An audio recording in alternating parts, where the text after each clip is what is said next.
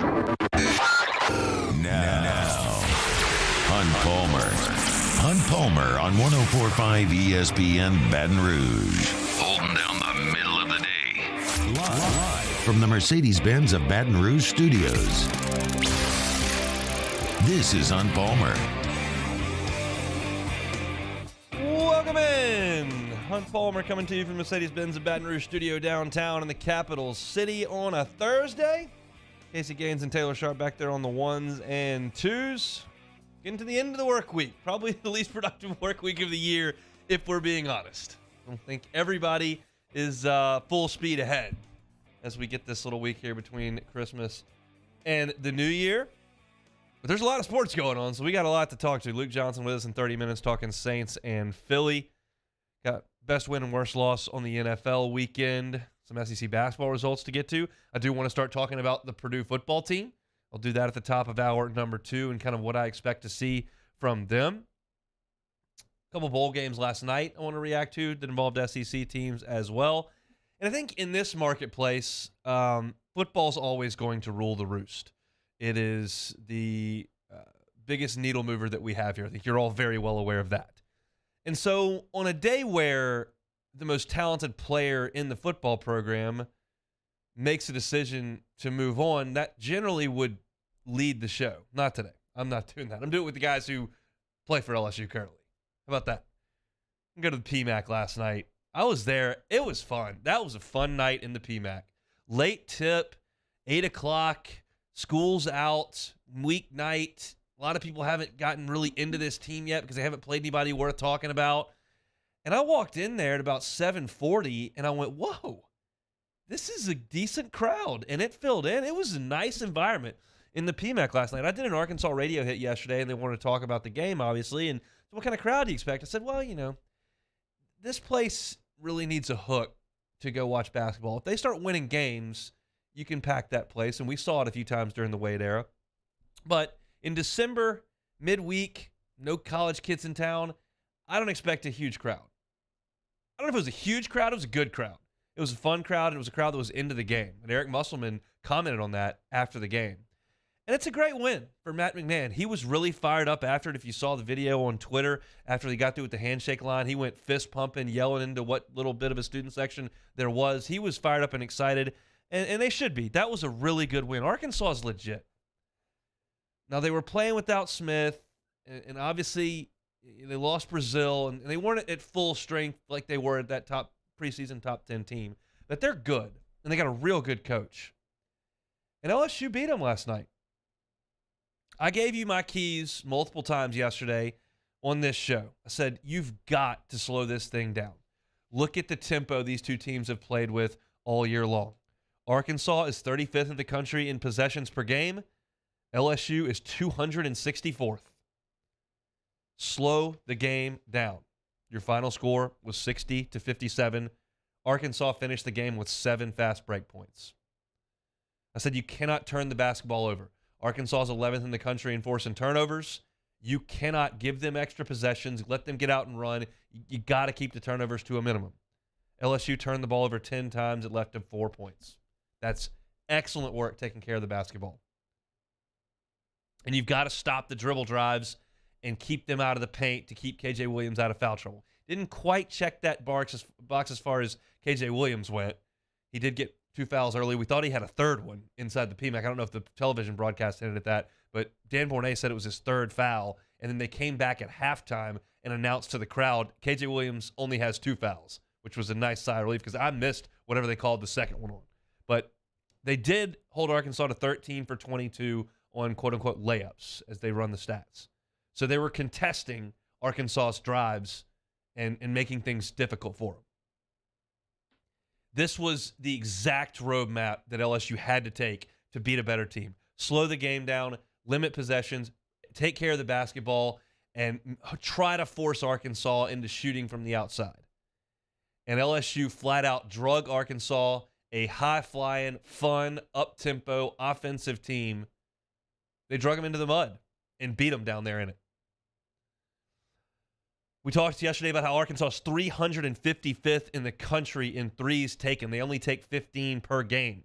They shot 25 threes last night. They were 0 of 13 in the first half. You packed it in. You forced them to shoot threes. They settled for some threes in some other instances, and they're just not a good shooting team. We had Andrew Hutchinson on yesterday. He covers Arkansas. This is a direct quote from him yesterday. Yeah, they can't shoot. Eric Musselman told us they can't shoot. And you forced them to shoot. Now, it was a slog early for both teams. LSU had really no answer for Arkansas's length. LSU started the game 1 of 11 from the floor. But they defended. Arkansas was only 4 of 13 to start. They had not made a jump shot to that point. All 4 were dunks or layups. And after 8 minutes of action, we had a 10-10 basketball game. But you knew that was a possibility yesterday if you listened to the show. We said Arkansas's offensive efficiency is in the 300s in the first half. They're second in the nation in second-half offensive efficiency. It's because they have a good coach. They get it going. And right out of the gate in the second half, Arkansas hit a couple of buckets. They got the tempo moving a little bit. They erased LSU's lead and took one of their own. They also did some things defensively that I could identify as adjustments by Eric Musselman. They weren't guarding Jalen Reed in the corner. Walsh was his man, and he was just roaming. He was double-teaming, trapping, helping, just not playing Jalen Reed at all. And Jalen Reed got the ball in 2 of those possessions and turned it over both times. One was a bad shot. One was a straight turnover. They were doubling KJ Williams in the second half when he came back on the floor. He missed a lot of the first half with foul trouble. When he came back in, they were sending a double team. And like I said, the pace got going a little bit, and Arkansas took the lead. At 11 minutes and 41 seconds to go in the game, Arkansas is up 2, and I thought the massive turning point in the game happened there. Arkansas's got a 2-point lead. Juice Hill gets fouled. He misses all 3 free throws, and then Arkansas comes down and hits a 3. Basically a 6-point swing there to give Arkansas a 5-point lead, and I thought LSU was in big trouble at that point. The air kind of came out of the PMAC. You miss 3 straight foul shots, it jars the place. And then Arkansas came down and hit a 3. Thinking, well, they're kind of asserting themselves, and they're becoming that second-half team we knew they could be. LSU's a little outmanned. I don't know if this is going to work. But Trey Hannibal was not going to be denied in the second half. He was absolutely sensational. In the second half alone, he was 6 of 7 from the floor, scored 12 points, had 2 assists. He only turned it over once. He got to the rim whenever he wanted to. Arkansas had 2 different guys on him. Walsh couldn't stay in front of him. It didn't matter. He got to the rim. That's a grown man getting to the rim against some freshmen. And we talk all year long, all non-conference schedule long about how LSU had made plays late to win games against bad teams. Yeah, you shouldn't be in that situation because they're bad and you ought to just beat them, run away from them, beat them by 20. But when you got in these close games with Arlington and Winthrop and Wofford and all these teams, you made the plays to win. And I guess theoretically, yeah, Hannibal makes the plays to win, and they got the defensive stops they needed, and they made the plays to win. However, it was not a perfect ending. There were some issues. It's a tie game with 2 minutes and 50 seconds to go. LSU's inbounding the ball under the basket they're trying to score on, and they throw a terrible inbounds pass right to Black. They've been executing inbounds plays all year. That one was a disaster. Then you're up 2 points with 2 minutes to go in the game, and Mwani Wilkinson cannot be handling the basketball. You've got to have, at that point, the 2 guys on the floor who needed to handle it were Justice Williams and Trey Hannibal, not Mwani trying to dribble the basketball and bring it up the floor. That's not his game. He's a defensive player. He's a rebounder. He's a corner 3 guy. He's not a primary ball handler. He got his pocket picked. At that point in the game, possessions are far too precious to have an ancillary ball handler on the ball. No, you've got to get it in somebody who can handle it. Same thing goes for Derek Fountain on the next possession LSU had. Fountain got the ball in the middle of the floor and tried to attack. You're not the attack guy. I realize they're all on scholarship. They ought to be able to handle the ball. But at that point, in crunch time against a top 10 team, I need guards handling the ball. So that's not great. And then the most egregious mistake LSU made, you got a 1-point lead with 10 seconds to go, and Derek Fountain tries to shoot a layup. No. There are 9 seconds left in the game, and you've got a lead. You don't shoot the ball. It created a run out for Arkansas, and they got a look. I thought there may have been a foul there, quite frankly. I didn't see a replay. It was right in front of me in the PMAC. They didn't blow a whistle. And Miller goes to the line. He does make the free throws, and you did close it out. But it was not a work of art. They had some real issues down the stretch. But hey, it's a great, great win, a great crowd, and just a nice start to SEC play. It didn't really necessarily change how I think about this team, because I do still believe they're going to be really competitive and tough night in and night out. They got old players, veteran players. They do defend. That travels. They're going to be competitive night in and night out. How many times can they turn that 4-minute game, that 2-minute game, that one-possession game into a win? They did last night. There are a couple concerns that I had from last night. You need far more from your starting backcourt. That is it's just not enough most nights if you're going to have your starting backcourt, who are old players, basically no-show. I didn't know what Juice Hill was going to be able to do last night. It's a weird matchup for him. You just don't see many 6-7 point guards out there. And that's why Black is a McDonald's All-American, a 5-star, and a potential first-round pick. He's 6'7", he's got great skills, and he bothered Juice Hill. I thought he basically took him out of the game. Juice Hill only played 19 minutes. He didn't make a field goal. He made one field goal. He missed his 3 threes, missed his 3 foul shots, had 1 assist. There wasn't much there. And then Adam Miller was out there for 29 minutes and didn't give you much on the offensive end. He did hit a big 3. He had 7 points, got 4 rebounds. But you're talking about your top 2 guards were not much help on offense, and that's something you need. However, the depth that LSU showed was a big difference in the game. Arkansas had 3 starters that played all 40 minutes, and Mekhi Mitchell played 36.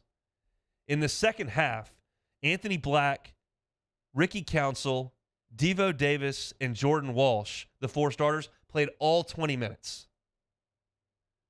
And Mekhi Mitchell played 17. They only had 3 non-starter minutes in the entire second half. And LSU outscored them 25-0 off the bench.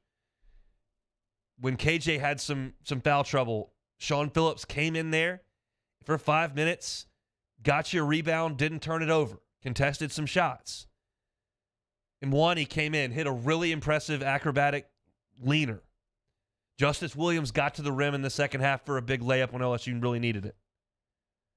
We know Hannibal was a star off the bench. They counted on the depth of the team. They don't have the high-end players. They don't have any first-round picks on this team. They probably don't have an NBA player on this team. But they've got enough guys to go out there, and I don't know if the fresh legs helped, but I'm telling you that they were fresher than Arkansas, who had to play a ton of guys. And part of that is because Arkansas was without 2 of its better players, but one's done for the year. That's still a legit Arkansas team. That's a team that's going to win a lot of games in the league, and that's going to be a tournament team. And LSU beat them, and that's really encouraging. Got to find a way early to pick some of these games off against these better teams, especially on your home floor, because when it gets to the back end, you got some teams that you should be able to beat.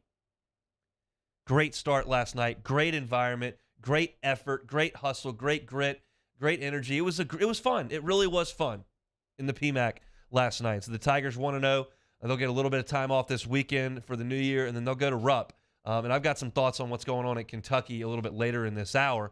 But it's not all sunshine and roses up at Rupp Arena right now with John Calipari's program. But LSU with a great start with a 60-57 win over Arkansas. Still some things they've got to work on, still some things they got to improve on, but they're tough, and they showed it last night. They got that win, and they certainly earned it. Luke Johnson going to be with us talking Saints and Eagles in 15 minutes. When we come back, we will talk a little bit of football, specifically with Kayshawn Booty's news. That's next on 104.5 ESPN Baton Rouge. Hunt Palmer on 104.5 ESPN Baton Rouge. Wouldn't you love your dream bathroom? Probably don't have it right now. That can change with one bath and closets. David Duvall and his team have been in this business for 30 years, renovating, restoring, injecting a little bit of life into bathrooms. It's a room you're in a lot. Make it yours. How about a tub to shower conversion? Pull that tub out, throw in a gorgeous glass walk-in shower. They're licensed contractors. It's a one-stop shop. Maybe it's using the space you've got. Maybe it's a full-scale remodel. They can do it at One Bath and Closets. And on the closet side of things, they can make your life a lot less cluttered. Maybe your closet's a disaster. Let David Duvall and his crew come in. It's a free consultation. It costs nothing to have them come in and just give it a look. We'll start with a survey, see what you've got, what you need, and they can put together a custom solution for you at One Bath and Closets. And when you tell them the 1045 ESPN sent you for that closet renovation remodel, they'll waive your labor costs. They're just going to install the unit. That's all you pay for. One Bath and Closets is your one-stop shop. The website, onebathandclosets.com. They'll do it right the first time and leave the competition behind. Our listeners fire off their opinions on the jimsfirearms.net hotline at 499-1045. Keep listening for your next chance to shoot us your thoughts with the jimsfirearms.net hotline on 1045 ESPN Baton Rouge. There it is, the extra mile, on the border of expected and extraordinary for those willing to go further, like vans customized for work or play, with safety and tech to keep you connected. Supported by a 5-star sales, service, and finance team. And backed by the 1-star you know. So go the extra mile. It's never crowded because so few have what it takes to go there. Mercedes-Benz Vans.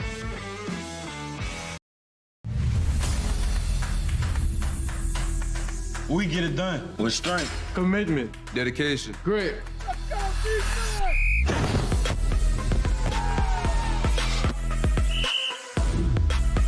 We get it done with passion for our fans and love for our community. We are the Tigers. Get it done. Let the values of the purple and gold be in your starting lineup this season. And as always, get it done. I've been doing business with Luba for 25 years. They're dependable, trustworthy. It's just the attention to detail with our clients. Our folks have years and years of experience.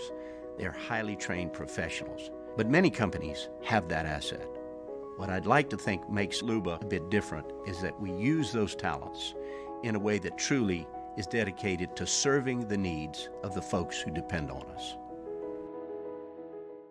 Gulf Coast Office Products is a nationally recognized Savin office equipment dealer based right here in Louisiana. Over 100 employees strong, Gulf Coast has the boots on the ground to support all vertical markets, from education, engineering, legal, and finance. With the latest in office technology, from desktop to production segment units, Gulf Coast and Savin have the perfect fit for you. Call 225-756-2644.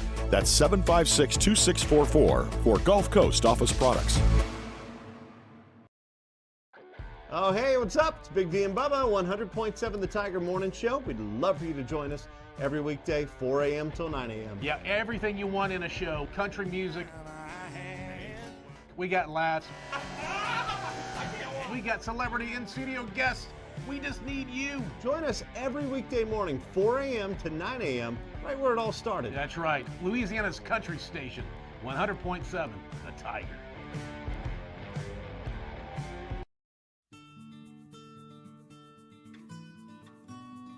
This is a house call. This is a follow-up appointment. This is a diabetes checkup. This isn't just more convenient care, it's more advanced care.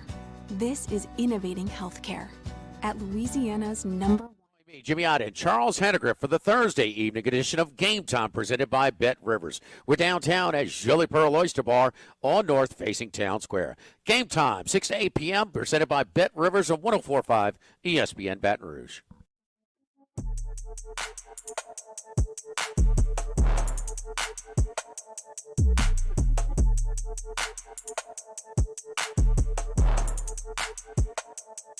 This is Hunt Palmer on 104.5 ESPN Baton Rouge. Luke Johnson with us talking Saints in about 10 minutes. When we were on the air yesterday, we got the news that Kayshon Boutte was not going to play in the Citrus Bowl, and then moments later you got the tweet from Kayshon that said he was actually going to enter the NFL draft. And at that point, I'm on the air. I've got the mic, and you give your thoughts at the time, which I did. And then you get an opportunity to actually go out and try to find some information, kind of determine what you can find. And those of you that are listening here were probably listening to Hanny 35, 40 minutes ago when he talked about it. And the story is basically the same. There was a little bit of a rules violation issue, and he was not going to be available for the bowl game. And he basically decided, look, I'm going to just go. And Kayshawn's story is an interesting one. It's certainly a unique journey that is his.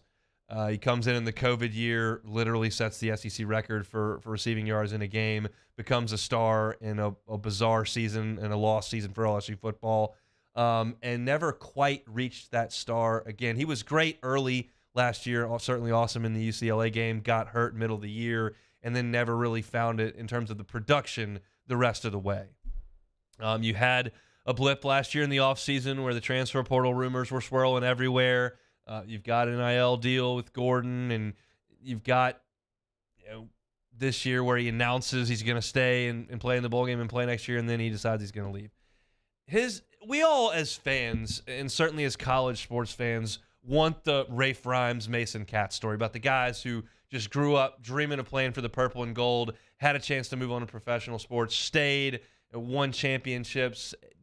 That's the story you want to have. You want Joe Burrow coming out of the tunnel in the EAUX jersey. You want John Trey Kirkland after the bowl game last year saying, look, I'll do whatever it takes for LSU. We're going to play. And that's what you want. But the reality is that it's not always like that. And it's rarely like that when you've got an athlete who puts themselves in position very early on to create generational wealth. And when you're a five-star recruit like Kayshon Boutte and you have the production as a freshman like Kayshon Boutte and you've got the ability to be a top 10 NFL draft pick, top 20 NFL draft pick, first-round NFL draft pick, and you can sign a second contract in the NFL and you can do something in that sport that puts your family in an amazing situation for a couple of generations, it changes the way that you operate more often than not. And Kayshon, because of his hard work, because of his God-given talent, was in that situation early. And he's going to make decisions based on that situation. And I think his decision to come back was largely rooted in the fact that he could produce more next year and could increase that draft stock and could make more money. But he didn't have to do that. And when the situation changes, which it did over the last week, 2 weeks, it changes the decision-making, and he's going to go get the paycheck. And that's kind of where I'm going to leave the book on it. I don't have any animosity or ill will. I don't know the guy. I don't know everything that goes into his situation.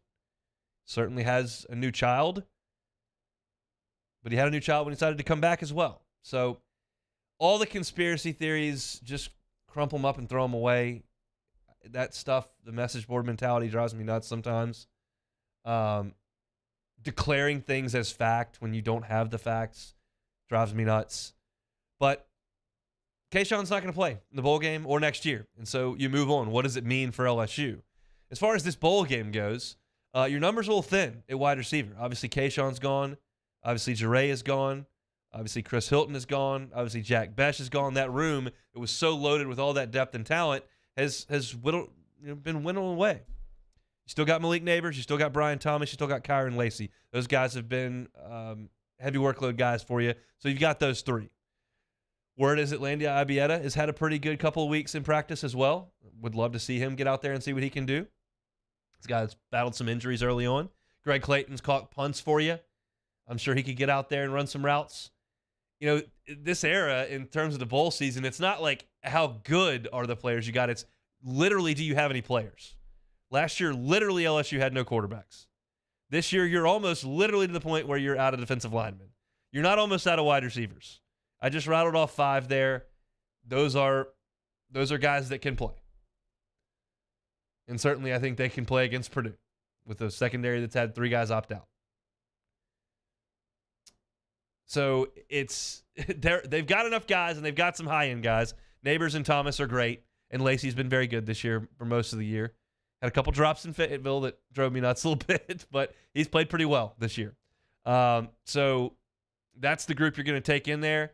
And I think as you look at the signing class that has elite wide receivers and pass catchers in it, and you look at a guy like Chris Hilton coming back, oh, man, I can't believe I just said that.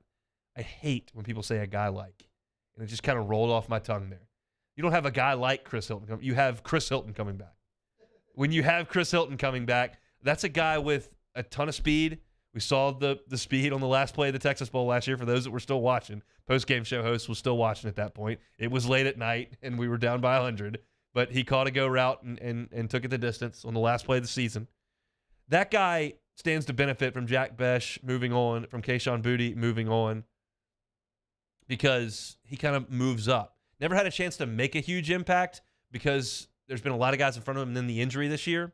But there's a lot of talent there. So I'm looking forward, hopefully, to seeing Chris Hilton back in action in the spring. And then I think that's a guy who may benefit from Kayshon moving on.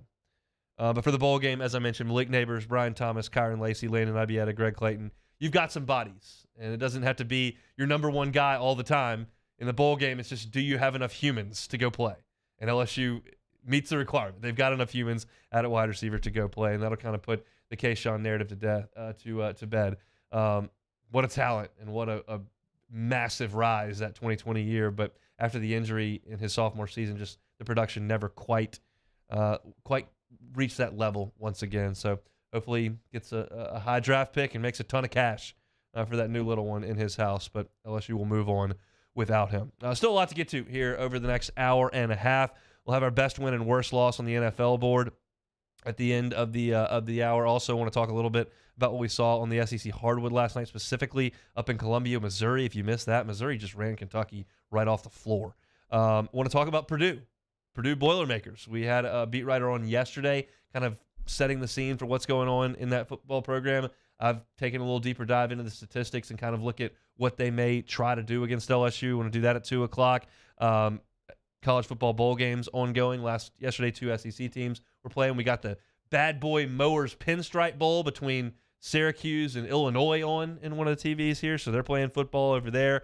And of course, got to take it or leave it to finish things up. But when we come back, Luke Johnson from The Advocate talking Saints and Eagles right here on 104.5 ESPN Baton Rouge.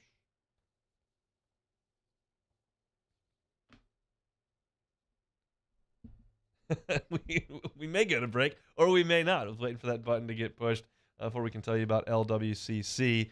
We're waiting for Casey to get the system loaded back up over there. I want to remind you to check out dropbiscuit.com. Browse that growing library. While you're there, be sure to subscribe to Pops, Fame, You Talking to Me, For the People, Well Stated, or whatever Southern flavored audio biscuit you may fancy. That is dropbiscuit.com, where we are housing our podcast over there. You can find our show on demand, 1045ESPN.com. Apple Podcasts, Spotify, YouTube, anywhere you find your audio or your video, you can find our stuff. Just search my name. And, of course, we always appreciate it if you like, subscribe, rate, review. That's all very, very good and helps get our content in front of more eyeballs. So I'm looking at you folks in the Bayou Ford YouTube chat. You want to throw us a like, we'd certainly appreciate that. And subscribe. It's right there below the feed, so that always helps us out a ton. We still struggling over there, Casey? Okay, I want to remind you about LWCC. They are Louisiana Loyal. They are elevating and celebrating champions of Louisiana each and every month here on 104.5 ESPN Baton Rouge. And this month, we are telling you about Mimosa Handcrafted. That's a Louisiana local handcrafted jewelry designed by Madeline Ellis. Madeline was a landscape architect, but her passion was in jewelry. So her husband, Dawson, said, hey, do what you love. And she does. It's Mimosa Handcrafted. They opened their first brick-and-mortar location at 541 South Eugene. And the coolest thing about Mimosa Handcrafted is the fact that they're at 1% of every sale goes through the Goods for Good campaign. That allows customers to select from a list of charitable causes like the Greater Baton Rouge Food Bank, the Mental Health Association for Greater Baton Rouge. Every purchase over there at Mimosa Handcrafted. So if you're still looking to get a gift for someone in this season, Mimosa Handcrafted is a great spot. They are champion of Louisiana for December, presented by LWCC. LWCC is Louisiana Loyal.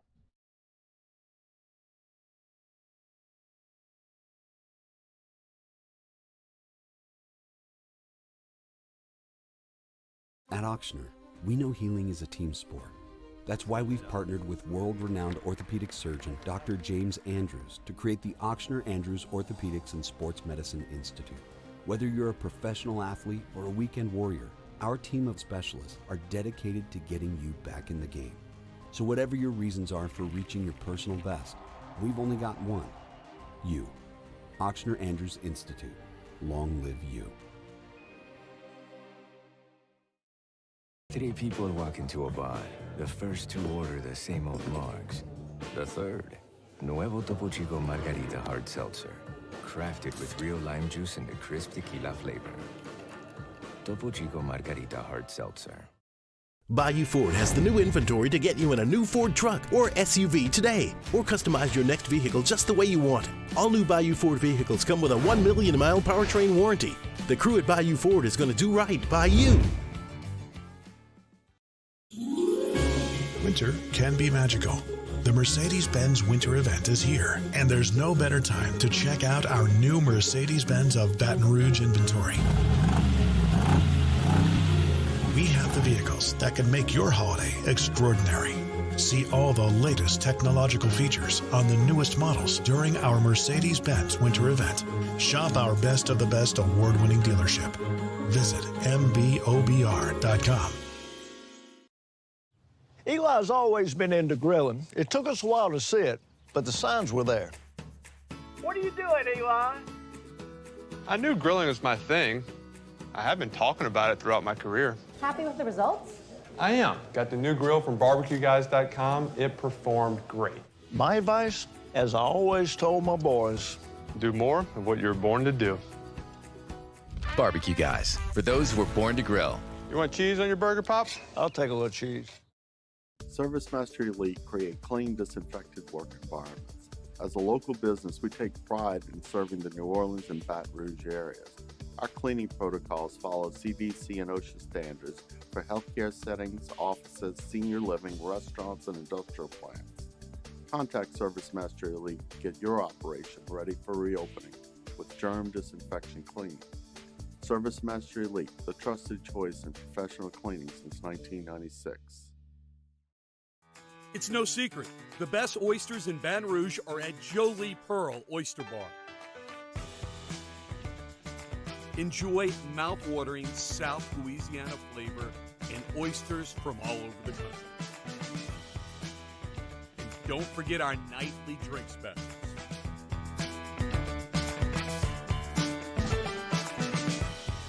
Jolie Pearl Oyster Bar. On Fridays, OTB. Get you ready for the weekend as bowl season rolls right along. Give you some college football playoff picks. And the Pelicans back in the blender. Off the bench, 7 to 10 a.m., 104.5 ESPN.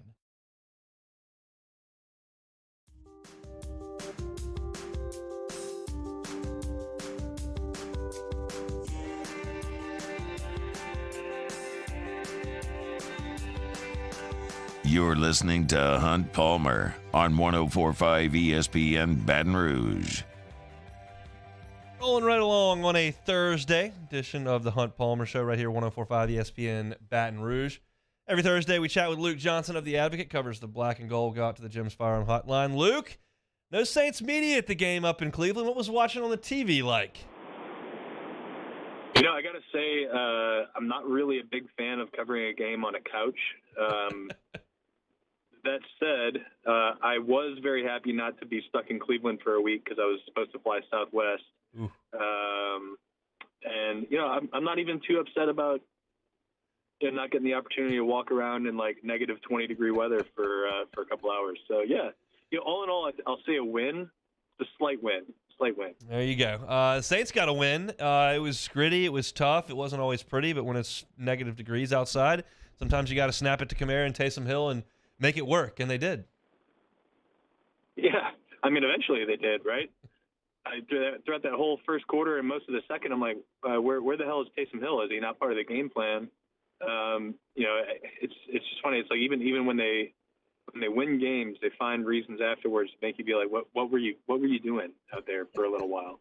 But look, that part doesn't really matter, right? I mean, they got the win. They made the big play at the end, which is like, I think that in itself is something this team has just like failed at over and over and over again this year. So just like seeing them come up with a big defensive play to steal the win at the end, I mean, that itself was really, really positive for me. And now, look, they've got a 2-game winning streak. They've won 3 out of 5. I mean, it's the first time you could say that about this team, like this entire season. So, you know, I think it's good to see them finally starting to string together some pretty good football toward the tail stretch here. What do we think the offensive line looks like in this game in Philly? I know that they're dealing with some injuries and some guys moving around. Yeah, you know, I think honestly, I was kind of surprised that they didn't give it a look with Trevor Penning at tackle and moving James Hurst to guard last week. I understand the switch to James Andrews after Andres Pete went down. I think when you're just like in game, Trevor Penning's already part of your game plan as the sixth offensive lineman in the jumbo package. Like, yeah, you stick with that. You don't make that switch. I'd be curious to see if this week, if Andres Pete doesn't play as expected, if they end up just moving Hurst inside, and then you can use Landon Young as a sixth offensive lineman. I think it's kind of playing with fire if you don't just line up your best five offensive linemen just so you can have Penning out there as a sixth on a jumbo. Look, the Saints struggle with Jalen Hurts his rookie year when he wasn't really doing much of anything. They struggle with him in year 2 as well. Now he's an MVP candidate. I don't know if he's going to play or not, but assuming he does, what has given the Saints so much trouble with this Jalen Hurts offense? Well, I think, one, they have really good athletes, right, at the skill position player and on the offensive line. I think they have some really good offensive linemen. And then, two, they're just, very fundamentally sound. So, when you put those two things together, they become a pretty difficult offense to slow down. And I think the Saints are not alone, right? A lot of teams have struggled against them because, let's just face it, it's harder to defend a running quarterback, especially one as gifted as Jalen Hurts is. And he's taken a lot of strides as a passer too, and they've got some big time weapons on the outside for him to throw to. So I don't think there's anything I could say that would be like, yeah, this is what they can do to slow him down, just because I think that offense is one of the most explosive offenses in the NFL. It's going to be like a big-time challenge for these guys, especially considering their struggles against them. Because you have to play a certain way against them. You can't play your usual aggressive style of defense because you're leaving yourself vulnerable, and they are an offense that knows how to attack those vulnerabilities. So, it's just going to be a very, I imagine, conservative game plan. Stay within your rush lanes. Don't over pursue, get too aggressive, and just try to keep everything in front of you. How does that change if it's Gardner Minshew? Well, if it's Gardner Minshew, I think you can get a little bit more creative with your rush plans.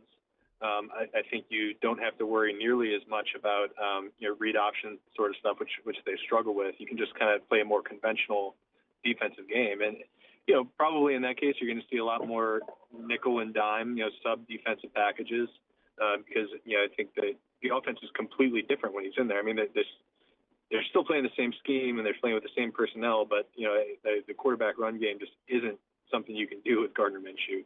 I think even last week, they were throwing the ball all over the yard last week, and that would be kind of what you expect if he has to play this week. What's the roadmap for the Saints to win this game? That's a tall order. Yeah, score a bunch of points and hope you get a turnover or two, right? I mean, Philly's going to move the ball. Philly's going to score points. I think for the Saints, you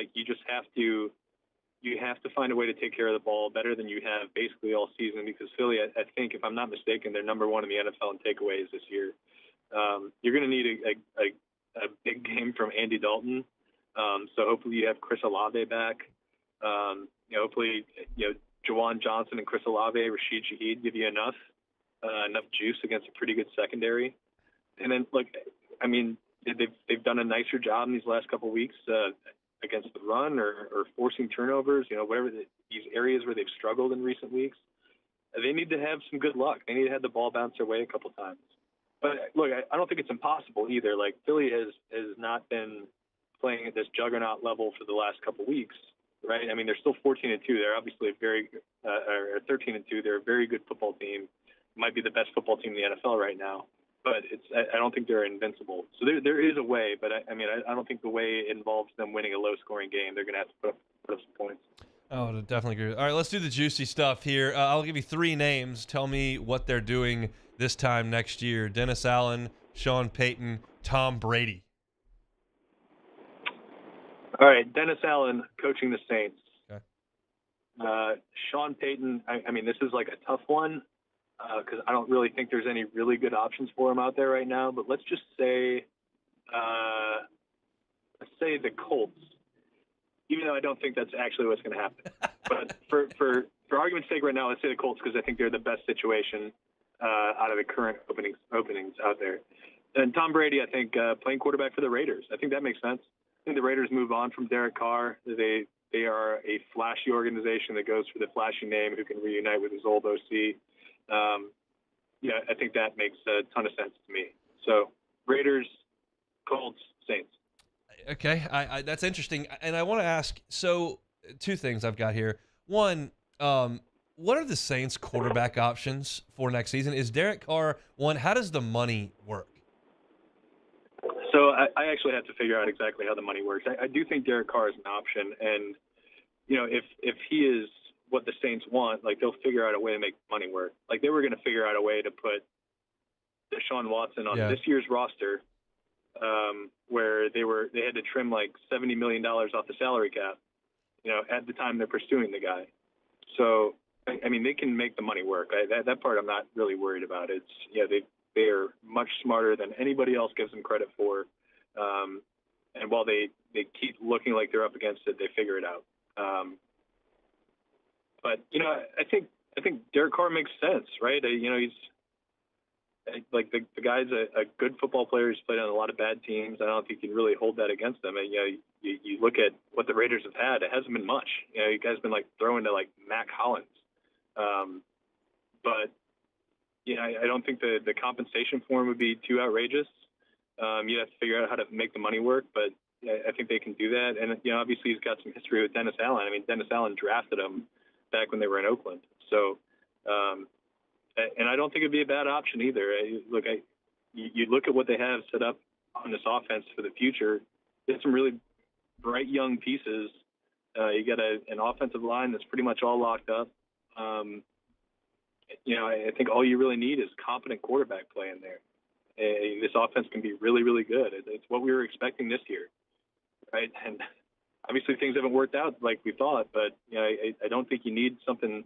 I don't think you need an MVP level quarterback in here. I think a solid to very good quarterback will get you where you need to go.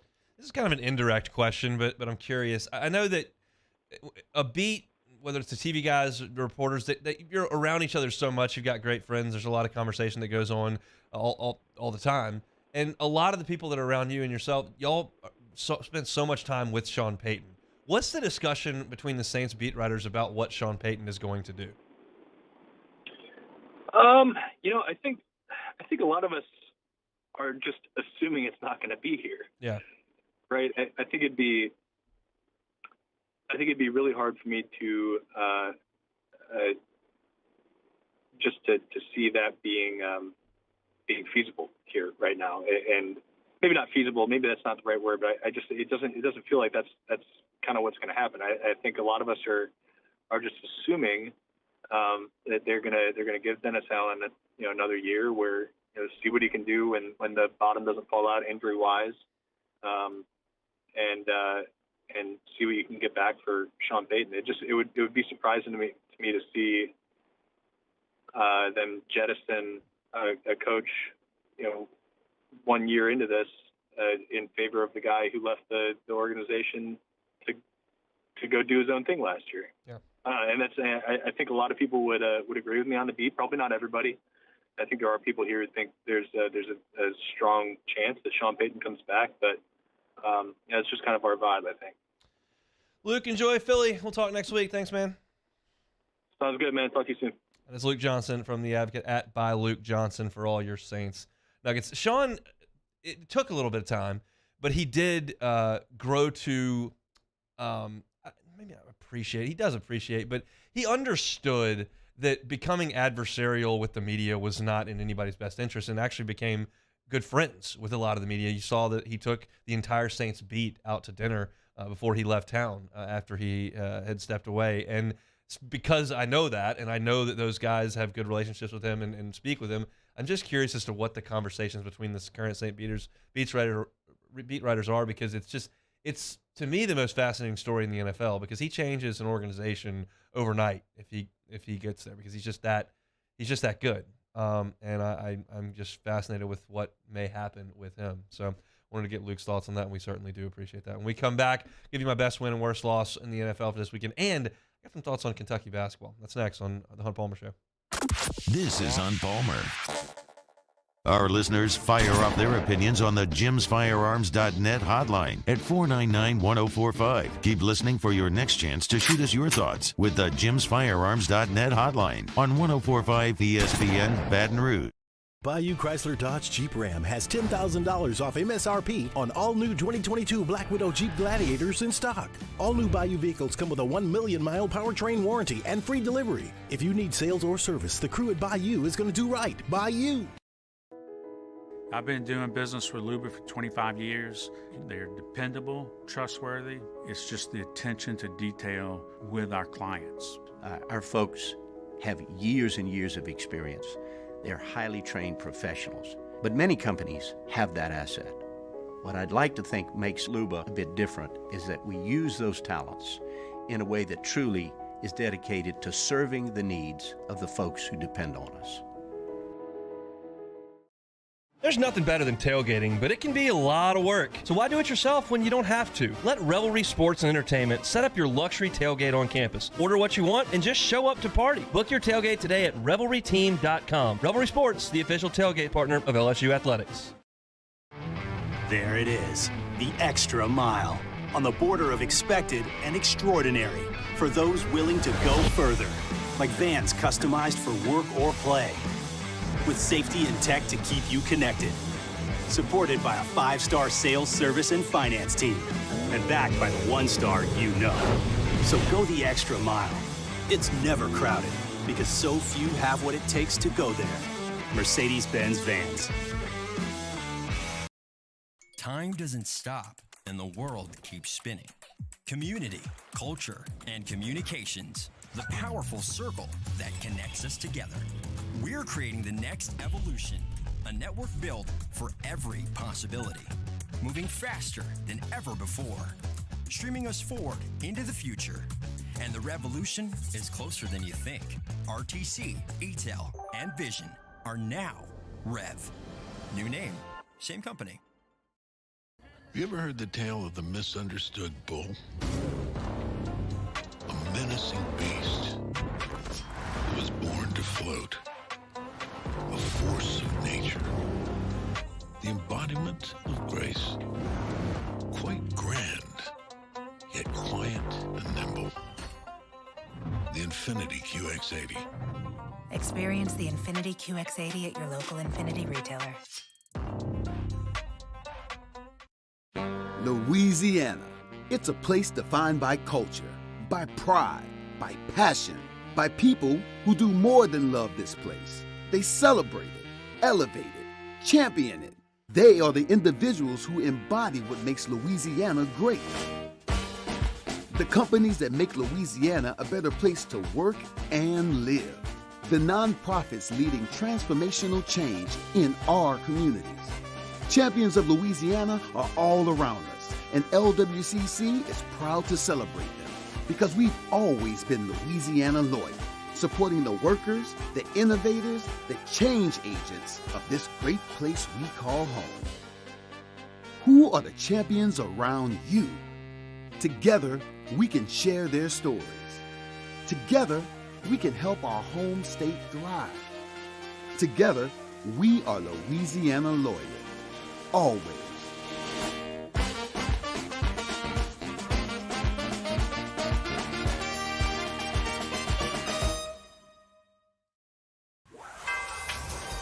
This winter, meet the heroes of performance.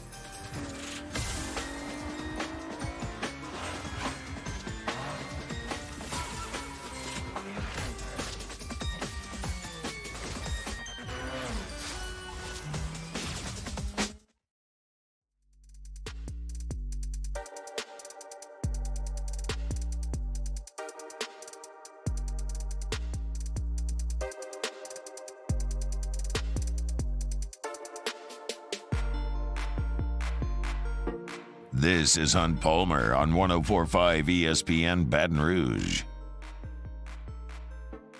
Thanks to Luke Johnson for jumping aboard there. Talking a little Saints and Eagles. We'll dive a little deeper into that tomorrow. Get ready for the Saints to try to extend this thing as long as they can. But if they fall short against the best team in the league this weekend, it will be over for them. best win, worst loss. We do it every single week on Thursday. So I'll give you my thoughts. I think the best win would be if the Bengals could beat the Bills on Monday Night Football. If the Bengals do that, they will. I mean, they do right now, but they will be one game away. They will control their own destiny. They do right now. If they win, they'll be one win away from locking up the 1 seed in the AFC. That means you get a bye, and every playoff game's at home, obviously. And that's just huge. The Chiefs are still in the running for that. The Bills are still in the running for that. The Bengals are still in the running for that. I don't think there's a huge difference in terms of weather conditions between Cincinnati and Kansas City, but Buffalo can be a real wild card. They all could be, but Buffalo is the craziest. So if the Bengals can get that thing in Cincinnati, what a huge, huge win that will be for them, especially after starting 0-2. A lot of people think they're playing the best ball in the NFL right now. It's hard to argue that with the record they put together, and now that they're getting a little healthier. Man, that would be awesome. It's going to be a huge day of football here in South Louisiana for those that have kind of adopted the Bengals, because you've got LSU playing Purdue in the Citrus Bowl at noon our time. And then after that, you got Monday Night Football, which will be the Bengals and the Bills, which is important to a lot of people down here. So La'el Collins, unfortunately, out for the season with a torn ACL for the Bengals, but they will soldier on against Buffalo. I think if they can win that game, it'll be the biggest win of the weekend. The worst loss would be the 12-3 Chiefs losing at home to Denver, who is an absolute grease fire. Firing coaches, got a quarterback who apparently is not liked by anybody in the organization.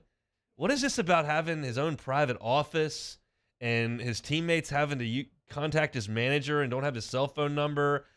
There's some stuff that's not great in Denver.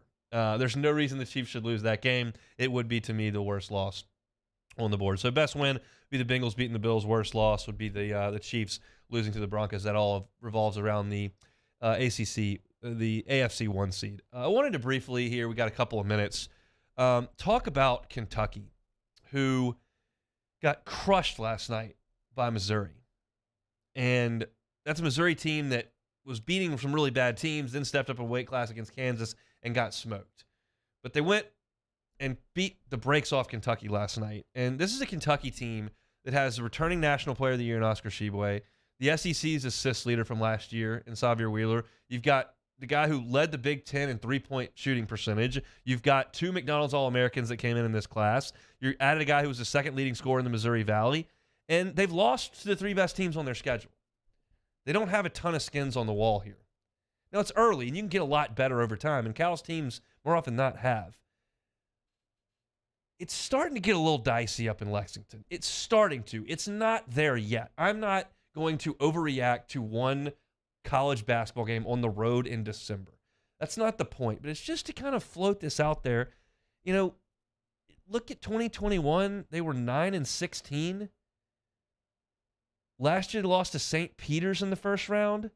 You didn't have a tournament in 2020, but Kentucky has not been to the Final Four since 2015.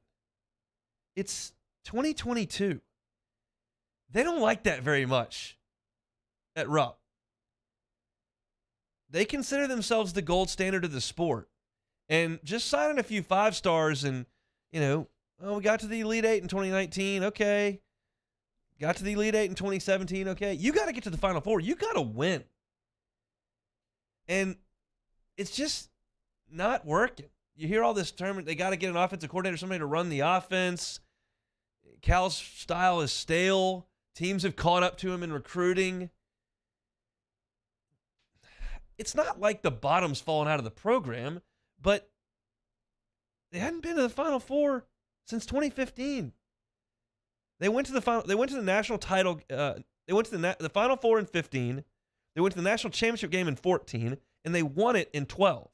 The 13 team was the team that got beat by by Robert Morris in the NIT. But they went to the Final Four 3 of 4 years. They hadn't been since. And it just feels like it could get a little dicey up there. He's got a huge contract. He's got the big personality. In a way, he's perfect for Kentucky basketball. He's big and bold and brash, and he's won a lot. But they're not winning right now, and they just don't look very good. And there was a time when he was going to get John Wall, and then he was going to get Anthony Davis, and then he would get Karl Anthony Towns, and he would just have the best teams. That's not the case anymore. Duke caught up to him there. And they're just not what I think they expect to be there. And I just wonder if that conversation doesn't start over the next 8 weeks. Maybe they figured out, turn it around, and everything's fine, and they make a deep run. That happens all the time in college basketball. I'm not shoveling dirt on Cal here. I'm just saying, hey, it's been a minute. Yeah? Just some thought. That's it for hour number 1 here on a Thursday edition. Catch it on demand, 1045ESPN.com, Apple Podcasts, Spotify, YouTube. Wherever you catch your audio, you can catch us here. All our shows, but specifically this one, because that's the one that matters most to me, I guess. Hour 2 coming up. Got some talk about Purdue to lead things off. We'll also talk about some other SEC football games that have been ongoing. Come back after Sports Center, 1045 ESPN Baton Rouge.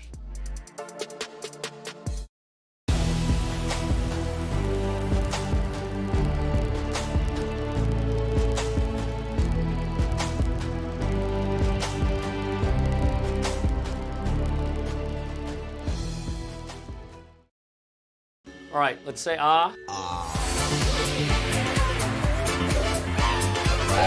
Where'd my spotlight go? Super weird, but we can take care of it. Get in and get better at Patient Plus.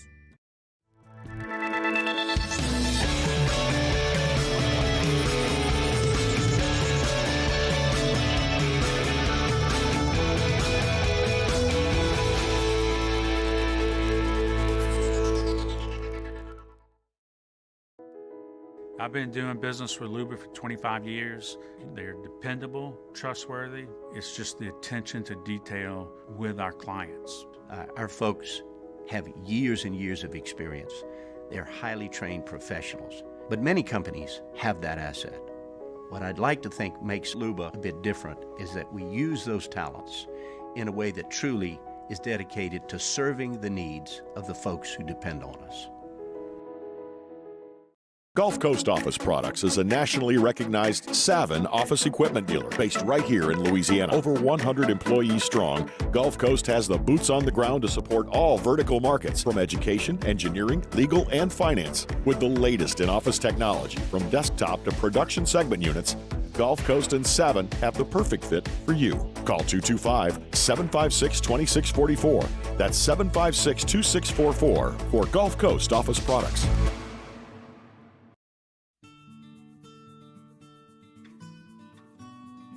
This is a house call. This is a follow-up appointment. This is a diabetes checkup. This isn't just more convenient care, it's more advanced care. This is innovating healthcare at Louisiana's #1 hospital, Ochsner. This winter, meet the heroes of performance.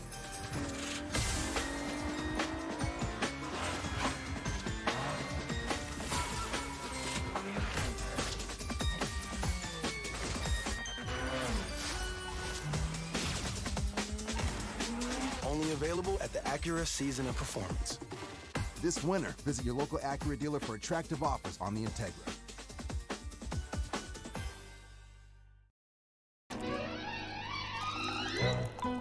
Le posso offrire un caffè? Le posso offrire un caffè? Andiamo insieme da me, non c'è. Call Mr. Electric today for electrical repairs, upgrades, and installations.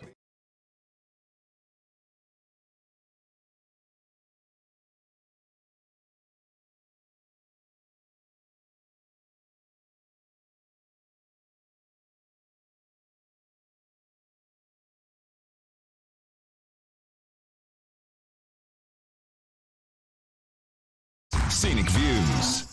This holiday season, there's still time to make a donation that truly helps people in need. If you have a boat, car, motorcycle, or RV you no longer use, please consider donating it to St. Vincent de Paul. This donation could get you a tax deduction. Visit svdpbr.org to learn more. If you've been injured, it doesn't matter if you were hit by a big truck, a smart car, or anything in between.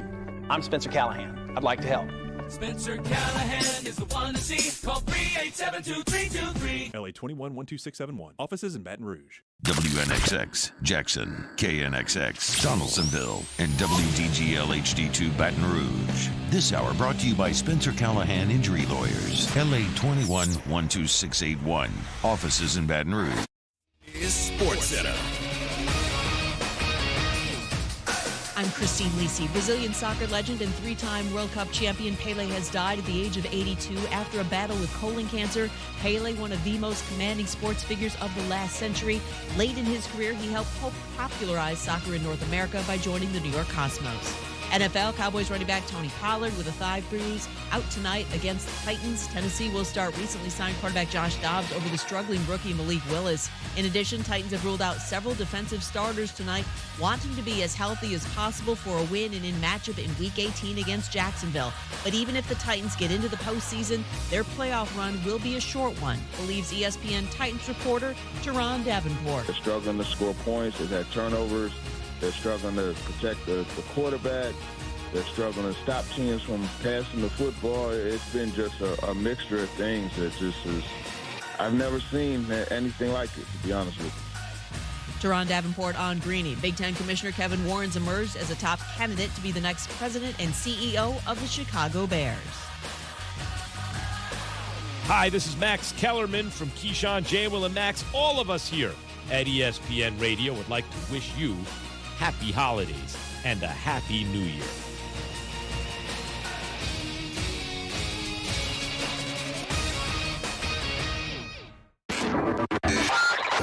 Now, Hunt Palmer on 104.5 ESPN Baton Rouge. Holding down the middle of the day. Live from the Mercedes-Benz of Baton Rouge Studios.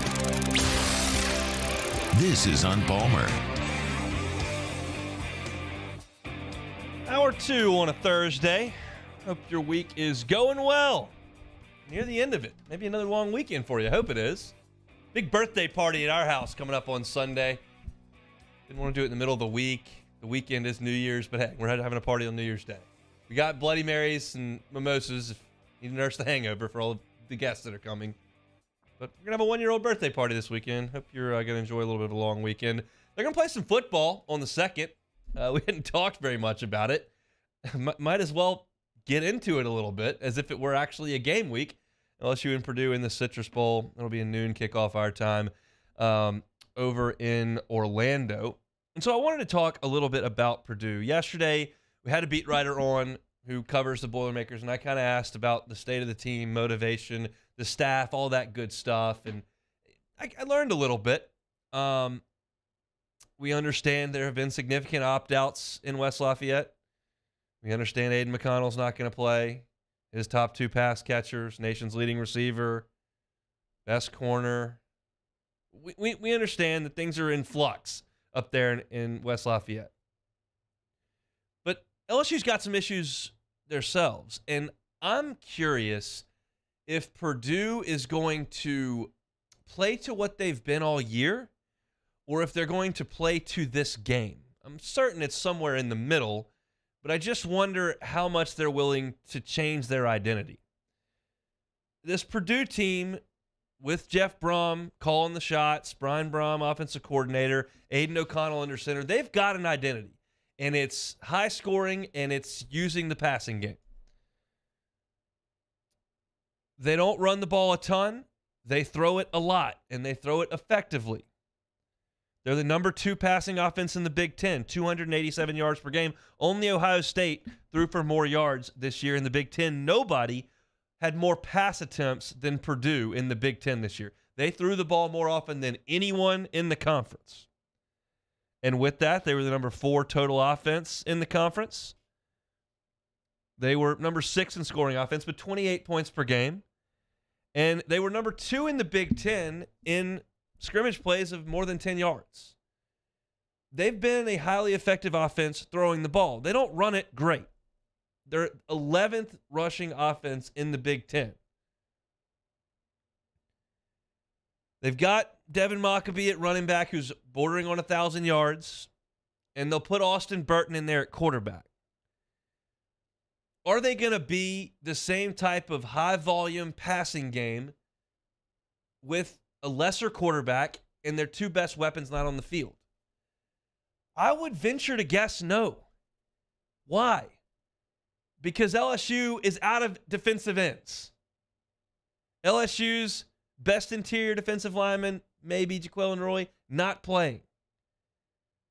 They're going to put some guys on the edges, whether it's Savion Jones or Xavier Carter or Quincy Wiggins or whoever it is they decide to put out there, that hasn't played very much. So, yeah, I get it. Nobody passed it more in the Big Ten this year. I get it. You were the second best passing offense in the Big Ten this year. I get it. You're from the Petrino tree. You're a Brom. We got Drew Brees in here. We're going to throw the football. I might turn around and hand it to Maccabee 30 times, quite frankly. That's just me. Jar Bernard Converse is still out there. Jay Ward's still out there. Mekhi Garner, Major Burns. LSU's got its secondary pieces for the most part, and Purdue's without its pass catchers. If I'm Purdue, I'm all for having an identity. That identity goes out the window, and the head coach leaves for Louisville. Your quarterback quits, and so do your top two pass catchers. Your identity is now turn the ball and hand it off. Unless you want to put Breeze out there, then you can put it up in the air 50 times. But I think he's probably going to have a headset on. I think that's the most fascinating thing to me about this game. It's an era in bowl games where you've got to find a hook. Why am I watching? What's interesting? Last year, we jumped the shark with the wide receiver playing quarterback. That's a little too interesting. So interesting that it's not interesting. It's boring because it's not effective. You've got a more mobile quarterback in Austin Burton. You've got an offensive line that's pretty much intact. And LSU's defensive front is shot. So I think that Purdue is going to lean on the ground game. I don't know how effective it'll be. I'm very curious, quite frankly, to see Savion Jones and Quincy Wiggins out there.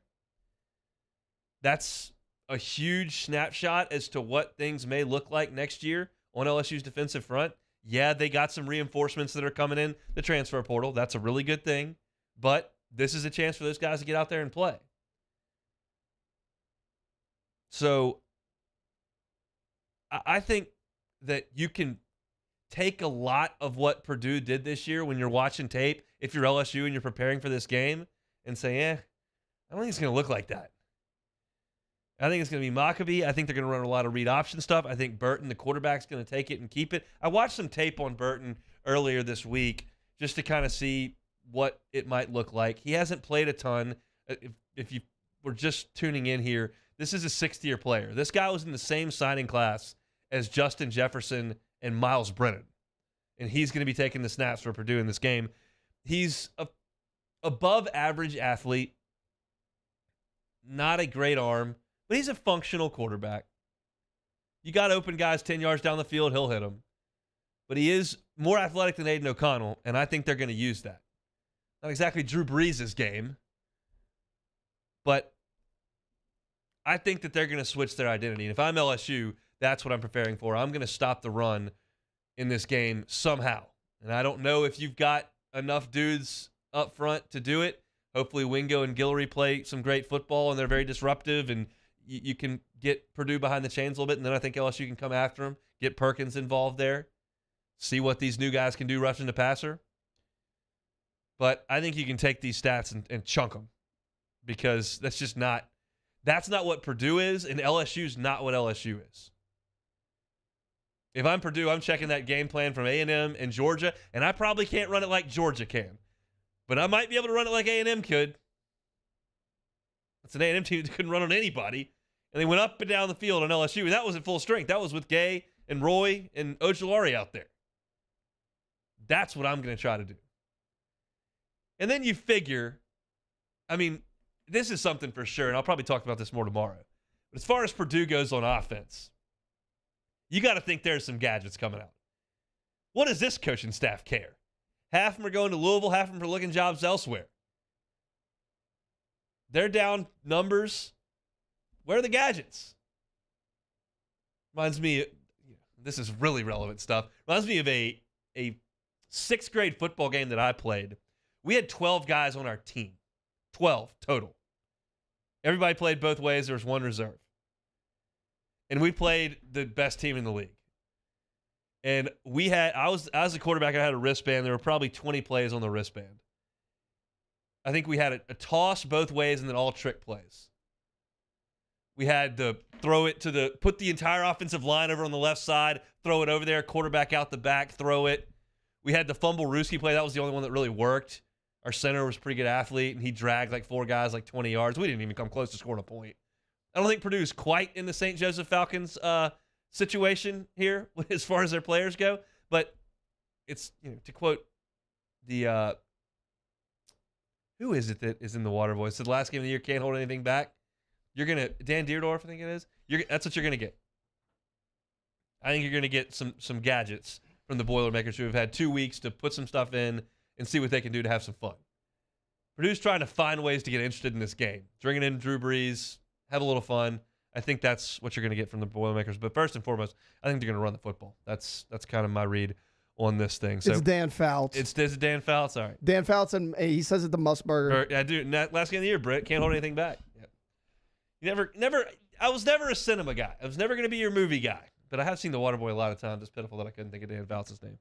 But we'll talk a lot more about Purdue tomorrow. Get a final pick on the game tomorrow as well, because we will not be live and local on Monday as far as the 104.5 squad goes. We will have that over on we'll have your normal pregame and whatnot, pregame, postgame, but we'll have this show on Monday. It'll be like a game day as opposed to a Monday. So a lot of Purdue talk tomorrow, but just wanted to throw that out there. I think they're going to change who they are coming up in this game. 2 SEC teams were in action last night, and as well as some SEC basketball as well that I want to get to. Like I said here on 104.5 ESPN Baton Rouge. Hunt Palmer on 104.5 ESPN Baton Rouge. Always love talking about Bayou Ford. Check out that inventory, BayouFord.com. Tell you all the time I am in my 3rd Explorer. The only thing I've ever driven. I love them. It's got room for the kiddo in the back seat with the car seat. Also, you can fit 6 adults in my Explorer. If you need some more room, the Expedition will work. If you're a truck driver, be the F-150, F-250. They got you covered at Bayou Ford. Check out that inventory at BayouFord.com. They've got a really functional website. Every single vehicle on the lot, they've got a video of it. They have all the highlighted features. They've got your deals as well. If they've got what you want, that's great. If they don't, got a couple of solutions to that. One, check again, because there's inventory always coming in, and they update that site very, very frequently. And 2, just customize the vehicle. Call Ben Gagne and the crew over there at Bayou Ford and say, hey, Hunt said you could customize me a car. Let's do it. They will. Don't settle just because it's not on the lot. Customize your vehicle. They can turn it around in 60 to 90 days. BayouFord.com is the website. Bayou Ford. They're going to do right by you. In times of need, get a full list of phone numbers, websites, and other important emergency information on the Demco Stormwatch page at 1045ESPN.com. There it is, the extra mile. On the border of expected and extraordinary for those willing to go further. Like vans customized for work or play. With safety and tech to keep you connected. Supported by a 5-star sales, service, and finance team. And backed by the 1-star you know. So go the extra mile. It's never crowded because so few have what it takes to go there. Mercedes-Benz Vans. Time doesn't stop, and the world keeps spinning. Community, culture, and communications, the powerful circle that connects us together. We're creating the next evolution, a network built for every possibility, moving faster than ever before, streaming us forward into the future. And the revolution is closer than you think. RTC, ETEL, and Vision are now Rev. New name, same company. Oh, hey, what's up? It's Big D and Bubba, 100.7 The Tiger Morning Show. We'd love for you to join us every weekday, 4 a.m. till 9 a.m. Yeah, everything you want in a show. Country music. We got laughs. We got celebrity in-studio guests.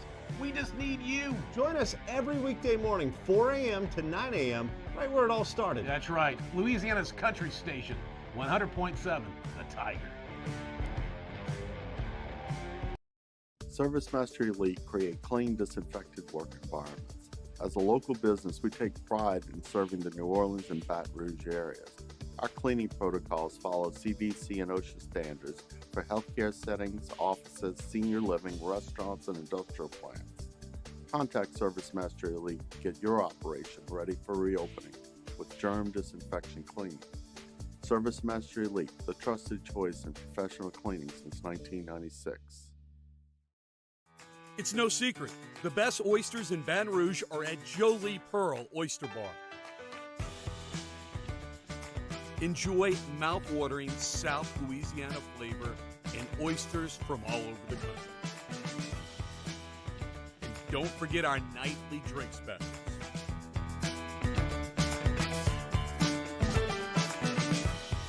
Jolie Pearl Oyster Bar, located in downtown Baton Rouge. Eli's always been into grilling. It took us a while to see it, but the signs were there. What are you doing, Eli? I knew grilling was my thing. I have been talking about it throughout my career. Happy with the results? I am. Got the new grill from barbecueguys.com. It performed great. My advice, as I always told my boys, do more of what you're born to do. Barbecue Guys, for those who were born to grill.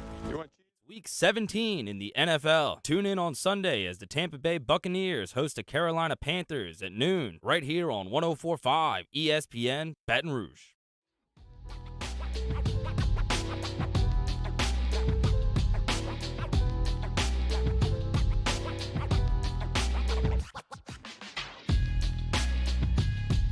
You're listening to Hunt Palmer on 104.5 ESPN Baton Rouge. All Minnesota early in the Bad Boy Mowers Pinstripe Bowl up in New York. It is 14-0 Golden Gophers. They lead Syracuse. They play late in the first half of that one. A couple SEC teams in action yesterday. One crazy game and one pretty heavy-handed beatdown. Arkansas and Kansas played in the Liberty Bowl. They ended up into 3 overtimes in that game. Final score was 55-53. KJ Jefferson ran for 130 yards and 2 touchdowns. I told you yesterday I thought Arkansas would go up and down the field on a terrible Kansas defense that has been allowing massive amount of points to everyone over the last couple of months. I understand that after that 5-0 start that Kansas got on, that their quarterback got hurt, Jalen Daniels, but their defense is awful. And so even Jalen Daniels coming back isn't going to help your defense very much. And Arkansas did go up and down the field on them. And they opened up a huge lead. And then they couldn't close the door. And Kansas kept going. And Kansas rolled up 550-plus total yards on Arkansas yesterday. That is pathetic. And yes, I'm fully on board with the Arkansas crew that say there were some brutal officiating calls. Yes, that fumble was not a fumble. He landed, his elbow hit the ground, then the ball came out. I saw all the Arkansas people going nuts on Twitter. I figured, there's probably, if they reviewed it, they probably got it right, and everybody's just sour grapes. That's what I figured it would be. It was not. The guy was down. They should not have called the fumble. They could run the clock out. You might win that game by 3 touchdowns. But you didn't get that call. And then your defense couldn't show up and get anything done. And yes, I didn't like the targeting call that stopped them from winning the game the first time on that 2-point conversion. I guess their helmets did technically touch. There certainly wasn't a launch. I don't know that it was forcible contact. He's just trying to make a tackle at the goal line, and it's 2 guys whose heads lowered. I thought that was a bad targeting call. But the point being, your defense is still just never showed up. Yeah, it helped to have Drew Sanders. I got you. Yeah, it helped to have Jalen Catalon, who goes out in the first game of the year. But that defense just wasn't very good all year, and Mariota did move on, but we'll see if they can improve that entering next year. I maintain what I said entering the game. There's not much Arkansas could do in that game that would move things in a positive direction. You beat Kansas in the Liberty Bowl to go 7-6. That's not going to exactly shoot a ton of life into the program. But they did win the game, and you move on. KJ Jefferson made some absolutely ridiculous highlight plays. He's good. I spent a lot of the preseason last year saying, man, I just don't love what Arkansas's got at quarterback. He came in here to Tiger Stadium. He was forced into action. It was early. He was a freshman. All that. I just didn't love the mechanics. I just didn't think that he was going to be a very good quarterback. He is. He's been great, and LSU caught a break with him not being able to play in that game. I think that really helped them to win that football game up in chilly Fayetteville. But he's a man. He's running through guys, running over guys. It was impressive, but they got work to do on the defensive side of the ball up there in Sam Pittman's program. Speaking of working to do, man, Ole Miss, that was pathetic. Now, it started off on a really good note. We showed you yesterday on the show that Ole Miss was going to put the mic for Mike Leach on the back of their helmets with the cowbell with the pirate flag. Thought that was a great touch. Of course, Mike Leach made his mark at Texas Tech. If you missed this, the first play of the game, Texas Tech got in the shotgun, had real wide splits on their offensive line, spread the entire field out as a tribute to Mike Leach, and they got the delay of game penalty. Ole Miss declined it, but I thought a really nice tribute to Mike Leach in a bowl game where obviously a lot of people thinking of him. He spent a lot of time in Lubbock, and he and Lane Kiffin had a really good relationship with Ole Miss. It was certainly the opposite of what Dan Mullen and Houston Nutt had, where they really didn't like each other. These two guys really did like each other, and so you've got those two dynamics at work, and I thought it was a really nice tribute for them to do that. But after that, it was all Texas Tech. Ole Miss turned the ball over 3 times in the first half, all Jackson Dart, 2 picks and a fumble. Going for it on 4th downs, continuing to get stopped. Lane had a little comment afterward. I don't know if you saw this in the postgame. They were tasking him about continuing to go for it on 4th down and getting stops. He said, yeah, we've got these analytics, and if it doesn't work, then people think it's really stupid. And then he continued and said, and so Jimbo's happy because the book didn't work. So he's still taking shots at Jimbo whenever he can with the microphone in front of him. Those two don't like each other. But it didn't work. And look, Ole Miss got down 32-13 at one point in this game. Texas Tech just manhandled them and ran away from them, 42-25. And look, Ole Miss through 3 quarters had 13 points. And now you look at Ole Miss's season, and man, we knew at media days, at SEC media days, we knew that Ole Miss had a really good runway to this season. It was going to start with Troy, Central Arkansas, Georgia Tech, Tulsa, Kentucky at home, Vanderbilt, and Auburn. We didn't figure that those would be very good teams. Georgia Tech fired their coach, one of the worst teams in P5. Kentucky, it's at your home stadium at the Vaught. Vandy's not going to be any good. Auburn, we didn't think would be great. They ended up firing their coach. That's a really impressive runway there of 7 games before you go to Baton Rouge. But you know the end's going to be tough. It's at LSU, at A&M, Bama at home, at Arkansas, and then Mississippi State in the Egg Bowl. How are you going to handle that? And at that point, there's rumors flying all over the place about Lane Kiffin. Can Ole Miss finally get to Atlanta for the first time? There's so much juice in that program coming off a Sugar Bowl where your quarterback, you get to the Sugar Bowl and then your quarterback goes out in the first quarter. You get a pass for losing that game to Baylor last year. But you made the Sugar Bowl. And then you're 7-0. That's as much juice as Ole Miss has had in a while since Katy Perry was on game day. And, man, did it fall apart. LSU, after you, even 7-0 and you're up 17-0 on LSU. And from there, just, they beat A&M, which is funny. They lost to everybody else. Smoked by LSU, couldn't finish it against Bama, lost by a touchdown. Smoked by Arkansas up in Fayetteville, gave up 42 points in that one. Then you lose a heartbreaker in the Egg Bowl, and you lose to Texas Tech, get blown out in the bowl game. So, you lost your last 4. You lost 5 of your last 6. Now, Kiffin's got to do what he does, and that's go to the transfer portal. He's considered the guy in the transfer portal. He's going to have to go stock those shelves. You got a nice piece to build around against Quinshawn Judkins, which you may not have noticed this. Quinshawn Judkins ran for 1,567 yards. That's the second most by a freshman in SEC history, behind one guy. It's pretty good. Herschel Walker finished about 50 yards behind Walker all time. That's a heck of a go. And you got Jackson Dart. If that defense failed you late, and the talent level is what it is at Ole Miss. It's just not great. But that is a serious thud to the year. And I think you've heard me say this a lot over the last 2 weeks if you've been listening to the show. Like, I think too much is made of the bowl game being the catapult or the off a cliff for the offseason. Again, I don't know that what Florida State does in this game today in the Cheez-It Bowl matters when LSU and Florida State play. I don't think what LSU does against Purdue has a huge bearing on what happens in that Florida State game and what you do moving forward. But I think the last month and a half of the Ole Miss season does hurt you a little bit, especially in recruiting. Wins and losses aren't always the biggest thing. We talk about this all the time in recruiting because sometimes recruits see it as, oh, that's a chance I can play. Or, oh, I'm the difference. I'll be the guy that gets them over the hump. But I do think it's easier to sell a program that's coming off a Sugar Bowl that's 7-0 than it is a team that just fell apart and lost 5 of their last 6. I just think it's an easier sell. Easier to want to be a part of. It's easier to see the vision. So that's a tough finish for Lane Kiffin and the Rebs. But he was able to get one little shot off at Jimbo there as he exited stage left in the Texas Bowl. By the way, that Texas Bowl time slot, not great. I tweeted about this last night.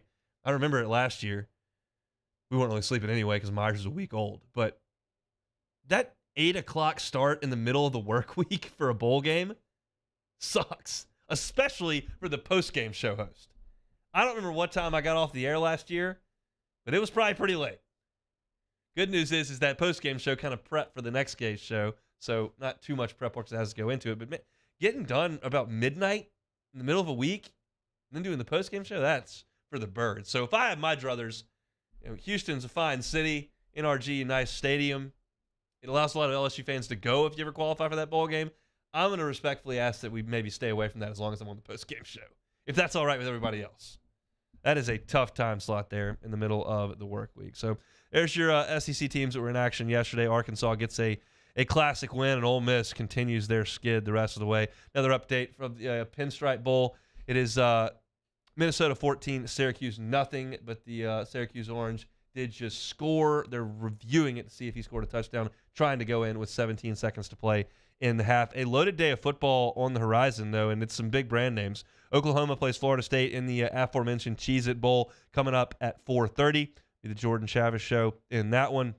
Florida State a 10-point favorite over the Sooners. And then tonight in the Alamo Dome, Texas and Washington will play. That's a top 20 matchup. The Longhorns, a 3-point favorite in that one. Michael Penix Jr., the nation's leading passer, will be on display against Sark's boys over in the Alamo Dome. That's at 8 o'clock tonight on ESPN. Look back at what else we saw in the SEC basketball world when we come back on 104.5 ESPN Baton Rouge. This is on Palmer. Our listeners fire off their opinions on the JimsFirearms.net hotline at 499-1045. Keep listening for your next chance to shoot us your thoughts with the JimsFirearms.net hotline on 104.5 ESPN Baton Rouge. Winter can be magical. The Mercedes-Benz Winter Event is here, and there's no better time to check out our new Mercedes-Benz of Baton Rouge inventory. We have the vehicles that can make your holiday extraordinary. See all the latest technological features on the newest models during our Mercedes-Benz Winter Event. Shop our best of the best award-winning dealership. Visit mbobr.com. I've been doing business with Luba for 25 years. They're dependable, trustworthy. It's just the attention to detail with our clients. Our folks have years and years of experience. They're highly trained professionals, but many companies have that asset. What I'd like to think makes Luba a bit different is that we use those talents in a way that truly is dedicated to serving the needs of the folks who depend on us. Time doesn't stop, and the world keeps spinning. Community, culture, and communications, the powerful circle that connects us together. We're creating the next evolution, a network built for every possibility, moving faster than ever before, streaming us forward into the future. And the revolution is closer than you think. RTC, E-Tel, and Vision are now Rev. New name, same company. You ever heard the tale of the misunderstood bull? A menacing beast who was born to float. A force of nature. The embodiment of grace. Quite grand, yet quiet and nimble. The Infiniti QX80. Experience the Infiniti QX80 at your local Infiniti retailer. Louisiana. It's a place defined by culture, by pride, by passion, by people who do more than love this place. They celebrate it, elevate it, champion it. They are the individuals who embody what makes Louisiana great. The companies that make Louisiana a better place to work and live. The nonprofits leading transformational change in our communities. Champions of Louisiana are all around us, and LWCC is proud to celebrate them because we've always been Louisiana loyal, supporting the workers, the innovators, the change agents of this great place we call home. Who are the champions around you? Together, we can share their stories. Together, we can help our home state thrive. Together, we are Louisiana loyal. Always.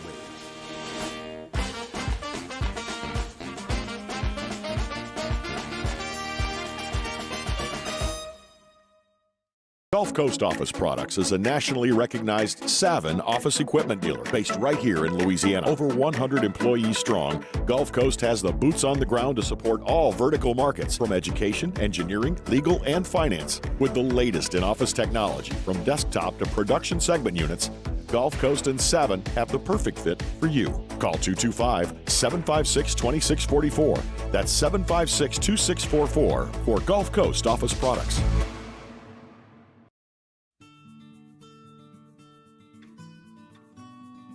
This is a house call. This is a follow-up appointment. This is a diabetes checkup. So join us for Thursday's AFR, presented by Aesthetic Medicine and Anti-Aging Clinics of Louisiana. We continue to talk LSU, Purdue in the Citrus Bowl, and preview Saints-Eagles with Mike Triplett. AFR 3 to 6, 104.5 ESPN Baton Rouge.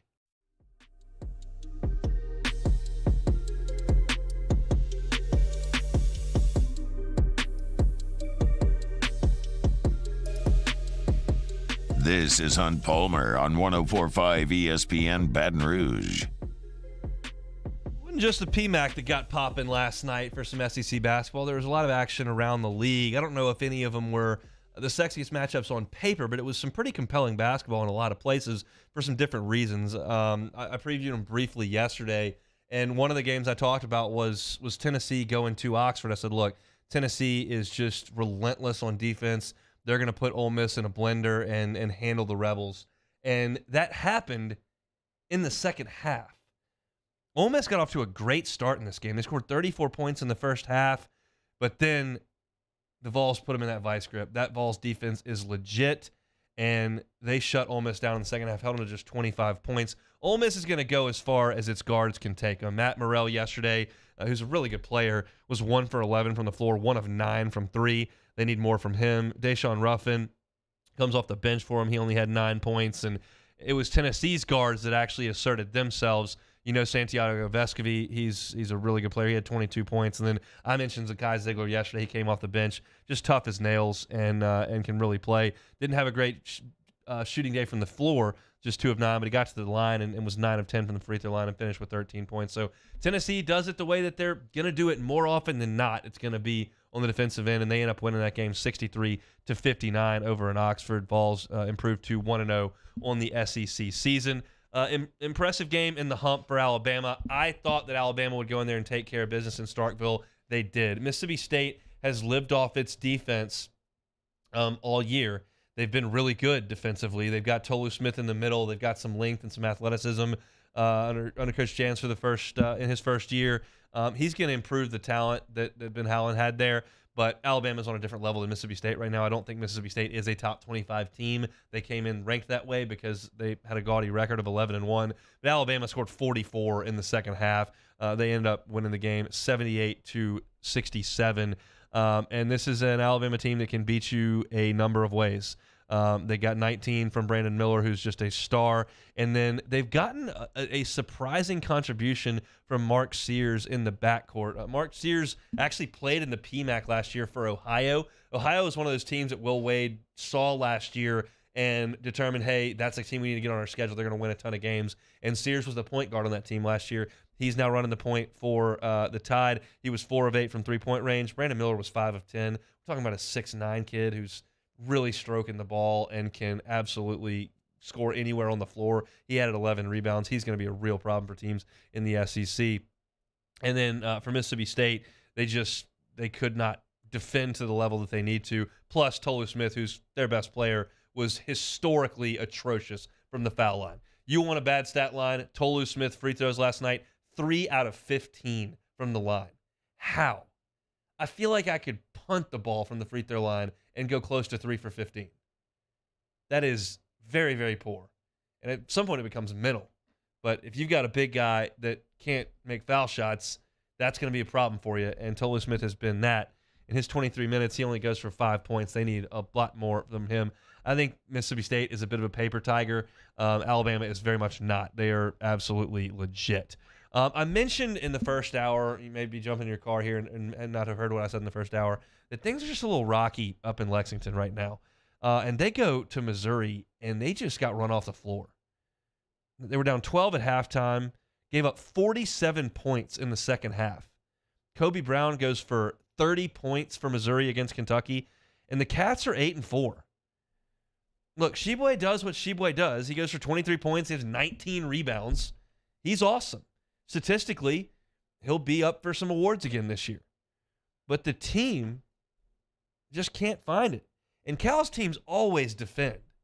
Even if they're not great three-point shooters, they get bogged down on offense at times. Maybe they're young. They're always good on defense because he recruits such great length, such great athletes. Missouri got whatever they wanted last night. 89 points. Missouri shoots 40% from the three-point line. They shoot almost 50% from the floor. They got to the free throw line a ton, 23 of 28. And I just think things are a little bumpy up in Lexington. I was reading some stories today. Kyle Tucker of The Athletic, Matt Jones on Twitters of the Kentucky Radio Network. And it's just, this is not a good start. And college basketball seasons are long, and college basketball seasons can change pretty quickly. And it wouldn't surprise me if Kentucky rattled off 7, 8, 9 wins in a row at some point. But right now, it doesn't look all that good. And maybe Missouri a little bit more for real than I gave them credit for yesterday. All I can do is look at, I watched them play. Yeah, you're beating up on terrible teams. Your offensive efficiency numbers are great. That's awesome. But then you went and played Kansas and got smoked. So you're probably not very good. Well, Kentucky came into Columbia and, whew, yikes. Kind of a rock fight in Auburn yesterday. Auburn beats Florida 61-58. Yeah, it was a matchup of good big men. Johnny Broome for Auburn has been a really nice transfer piece from them, and you know Colin Castleton's name by now. And those two guys went at it. Castleton had one of his least effective games as a Gator. He was out there a lot, 33 minutes, but just 1 of 6 from the floor, only 6 points. I think you give the credit to Johnny Broome in this one for getting that done. I've kind of been looking at some of the former Tigers in these games. Alex Fudge does start for Florida. He had 9 points last night. He played 33 minutes. And then on the other side, you got Johan Traor, who was a 5-star commitment to LSU, signee to LSU, who decided to reopen his recruitment when Will Wade was fired. He didn't score in just 7 minutes for Auburn last night, so not a huge impact from him there. Scrappy effort from Coach Golden's Florida team to go to the jungle in Auburn and to keep things close. They actually had a 3-point lead at halftime, but Auburn was able to pull away and get the win. Not pull away, but separate and get the win, 61-58. So they move to 2-1-0 in conference play. The other SEC game, the other SEC team in action was Georgia. They played a bad Rider team.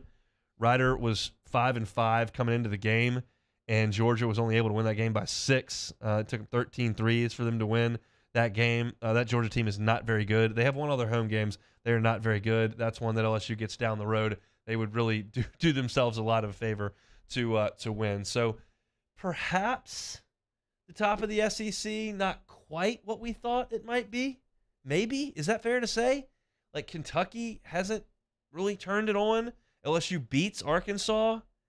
Mississippi State's been a ranked team. They looked very vulnerable against Alabama at home. Tennessee didn't exactly light it up against Ole Miss. We think they're at the top of the league as well. Auburn only able to score 61 points at home. It's one day. I'm not trying to make sweeping judgments or, indict the entire league on 2 hours of basketball last night. But was it that impressive, the teams toward the top? I wouldn't say so. So maybe LSU's got a better fighting chance than we thought. Of course, I say that. Lose the next 5. I don't know. But it feels like the league was very, very top-heavy. And some of those teams weren't all that impressive last night. But, hey, any game you get that's a win, especially if you're LSU, you take that. And the Tigers were able to take a top 10 team, turn it into a 3-minute game at the end, and did enough to win it last night. So LSU moves to 1-0 in the league, and the Hogs dropped to 0-1. The Must-Bus took a while to get kick-started last year. They were really ugly in the non-conference and early on in conference play.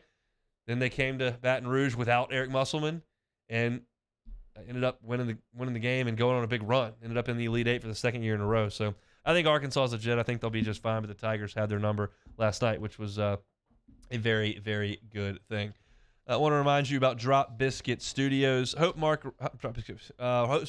Ramsey brings you bite-sized Hollywood history inside the new Drop Biscuit Studio podcast, You Talking to Me. You can listen, download, or subscribe today at dropbiscuit.com. Moving right along here on a Thursday. Hope your day is going very, very well. We're getting close to another long weekend, hopefully. Thanks for hanging out with us here between 1 and 3 each and every day. We'll take a time out, come play some Take It or Leave It, and get on down the road. It's the Hunt Palmer Show.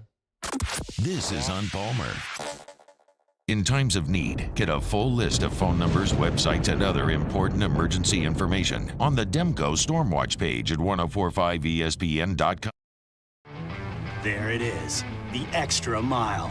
On the border of expected and extraordinary for those willing to go further, like vans customized for work or play, with safety and tech to keep you connected, supported by a 5-star sales, service, and finance team, and backed by the 1-star you know. So go the extra mile. It's never crowded because so few have what it takes to go there. Mercedes-Benz Vans. A third of youth who grow up in foster care are homeless 18 months after aging out of care. But you can rewrite that story. Change a child's story. Become a volunteer today. I've been doing business with Luba for 25 years. They're dependable, trustworthy. It's just the attention to detail with our clients. Our folks have years and years of experience. They're highly trained professionals, but many companies have that asset.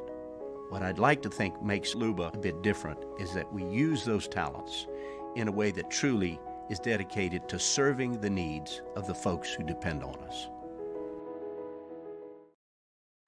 Oh, hey, what's up? It's Big D and Bubba, 100.7 The Tiger Morning Show. We'd love for you to join us every weekday, 4 a.m. till 9 a.m. Yeah, everything you want in a show. Country music. We got laughs. We got celebrity in-studio guests. We just need you. Join us every weekday morning, 4 a.m. to 9 a.m., right where it all started. That's right. Louisiana's country station, 100.7 The Tiger.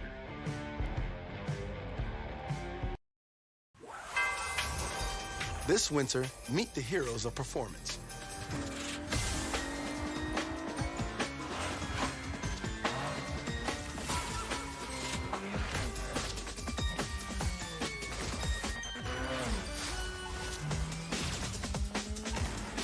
Only available at the Acura Season of Performance. This winter, visit your local Acura dealer for attractive offers on the Integra. Service Mastery Elite create clean, disinfected work environments. As a local business, we take pride in serving the New Orleans and Baton Rouge areas. Our cleaning protocols follow CDC and OSHA standards for healthcare settings, offices, senior living, restaurants, and industrial plants. Contact Service Master Elite to get your operation ready for reopening with germ disinfection cleaning. Service Master Elite, the trusted choice in professional cleaning since 1996. It's no secret. The best oysters in Baton Rouge are at Jolie Pearl Oyster Bar. Enjoy mouth-watering South Louisiana flavor and oysters from all over the country. And don't forget our nightly drink specials.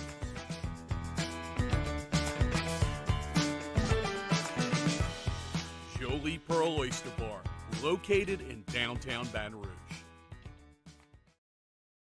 Eli's always been into grilling. It took us a while to see it, but the signs were there. What are you doing, Eli? I knew grilling was my thing. I have been talking about it throughout my career. Happy with the results? I am. Got the new grill from barbecueguys.com. It performed great. My advice, as I always told my boys, do more of what you're born to do. Barbecue Guys, for those who were born to grill. You want cheese on your burger, Pops? I'll take a little cheese. Cornwall Toyota in Opelousas is here to help you ring in the new year with no markup, and you'll never pay over MSRP. And we have new inventory arriving daily. So Happy New Year from our Jimmy Ott and Charles Henniger for the Thursday evening edition of Game Time presented by Bet Rivers. We're downtown at Jolie Pearl Oyster Bar on North facing Town Square. Game Time, 6 to 8 p.m. presented by Bet Rivers on 104.5 ESPN Baton Rouge.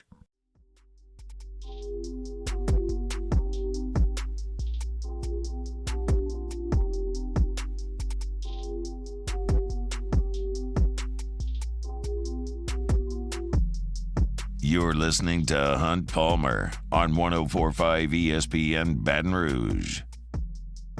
A guy who's going to have some heat on him come next fall, and that's Brent Venables, the Oklahoma head coach. 6-6 in year one in Norman. Meanwhile, the guy who ditched town for Hollywood was hosting another Heisman Trophy winner and 1 quarter away from the playoff. Oklahoma will play Florida State coming up at 4:30 in the Cheez-It Bowl. Be LSU fans' last look at Jordan Travis before you see him again on Labor Day weekend next year. Noles are 10-point favorites. I lay the number. I don't think Oklahoma's very good. I think Florida State has played better, and Florida State is in a similar spot to LSU, and that'll probably be the narrative entering the game next year is two programs that, okay, kind of got our feet on the ground now, time to ascend to what we know the programs can be. These are national championship caliber programs when they're in the right state, and they're not quite there yet, but they're moving that direction. I think Florida State plays with an edge today. I think they win the game by more than 10 points. Tonight in the Alamo Bowl, Texas and Washington. Texas is a 3-point favorite in that one. I'd probably take the points and the quarterback in this one. That's just my read on it. Michael Penix had a huge year, so I'm assuming he's playing in this game. I haven't read that he's not. So I would take the points and the quarterback in that one. Those are your two college football games this evening. Halftime right now in the Bad Boy Mowers Pinstripe Bowl, and Minnesota leads Syracuse 14-7 up there in Yankee Stadium. All right, let's finish up the show with a little take it or leave it, Taylor Sharp. Yeah, let's do it. After the Chiefs win on Sunday, Patrick Mahomes and the team got Andy Reid a wrapped Christmas gift, but a little unorthodox, a cheeseburger. Burgers for Christmas. Take it or leave it. You got to take it. Andy Reid loves burgers, and he loved the gift. He said, oh, look at this incredible gift. I don't know that Andy Reid's the funniest guy necessarily in the NFL, but that's a good gift. I'm sure he housed that burger after a big win. Victory cheeseburger. I love it. I'll take that all day. TCU's Sonny Dykes took a little bit of a shot at the SEC on Wednesday, saying, we didn't catch the Citadel in Week 10. We caught Texas. Not sure if that's a huge step up. TCU coach taking aim at the SEC. Take it or leave it. Oh, leave it. Shut up, Sonny Dykes. It doesn't matter what order you play the games in. You just got to play them. And look, it's not the SEC breaking the rules by throwing in a non-conference game there in November. I know it's not everybody's favorite thing when there's supposed to be high-stakes football there. But, hey, that's part of the schedule. I think it's smart to do that. Maybe get a guy a week to rest. And Sonny Dykes, they're not breaking any rules. Tell your conference commissioner that you can do it. Come on, TCU. I don't have time for TCU taking shots. You're lucky we even let you in this playoff. You're probably going to get dusted.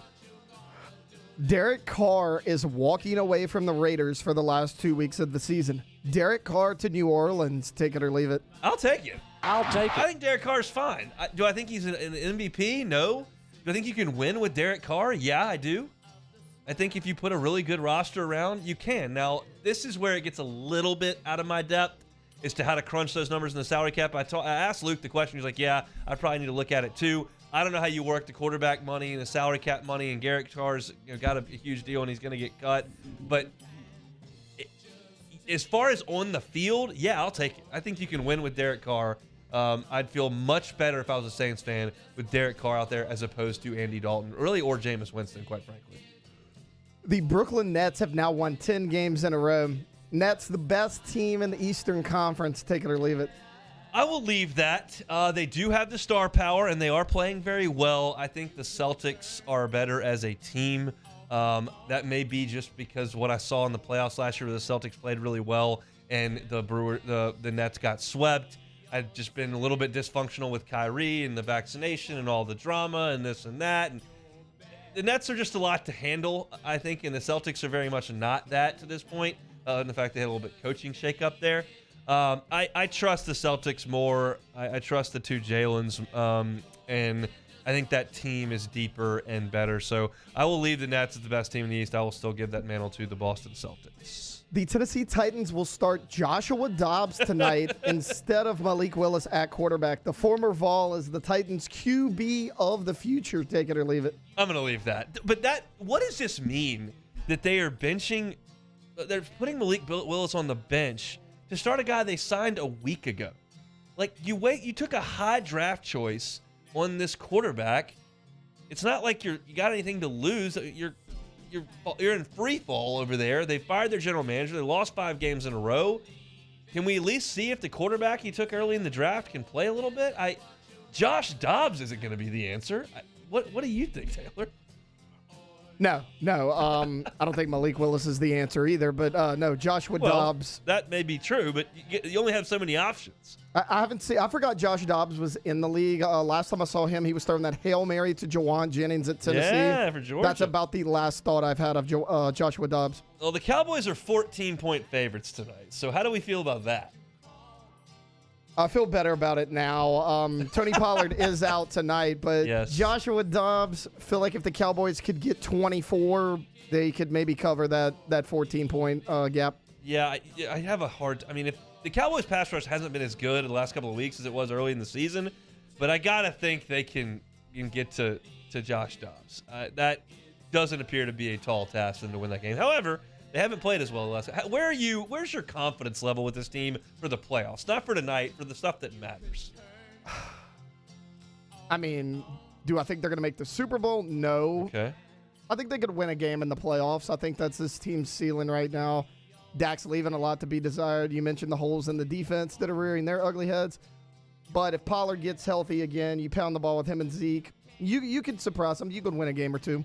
Pollard's got to be the most underrated player in the league. I mean, no one ever talks about Tony Pollard because everyone wants to talk about Zeke. He's a bigger name, but Pollard is awesome. Every time I look up on the highlights, he's ripping off a long touchdown run. So Cowboys and Titans tonight, the Thursday night football game up in Nashville. A home game for Herbie, I guess. But I think the Cowboys should cover the 14 against the Titans with a quarterback who has literally been in there for a week. I know that Baker Mayfield played pretty well for the Rams on short notice, but this is not Baker Mayfield. This is Josh Dobbs.